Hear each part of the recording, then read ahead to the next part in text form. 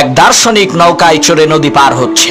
এমন সময় সে নৌকার মাঝিকে বলল, ভাই তুমি কি ভূগোল চেনো? তখন মাঝি বলল, জনাব, এই ভূগোল হইল ধনী মানুষের খাবার, আমরা হইলাম গরিব মানুষ।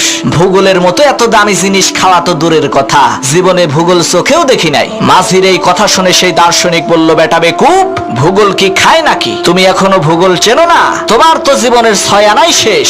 কিছুক্ষণ পর সেই দার্শনিক আবার সেই মাঝিকে জিজ্ঞেস করলো, তুমি কি ইতিহাস জানো? তখন মাঝি বলল, স্যার, ইতিহাস না খাইলেও পাতিহাস জীবনে বহুবার খাইছি। তখন দার্শনিক বলল, বেটা বেকুব, এখনো পর্যন্ত তুমি ইতিহাস জানো না? তাহলে তো তোমার জীবনের 12 আনাই শেষ। এমন সময় সেই নদীর মধ্যে তুফান শুরু হয়ে গেল। মাঝি তখন দার্শনিককে বলল, স্যার, আপনি কি সাঁতার জানেন? দার্শনিক বলল, না, তা তো জানি না। তখন মাঝি বলল, স্যার, আমার জীবনের 12 আনা শেষ হইলেও 4 আনা তো বাকি আছে, আর আপনার জীবনের তো 16 আনাই শেষ। সাঁতার জানেন না? এইবার পানির মধ্যে ডুবে মরেন, আমি গেলাম।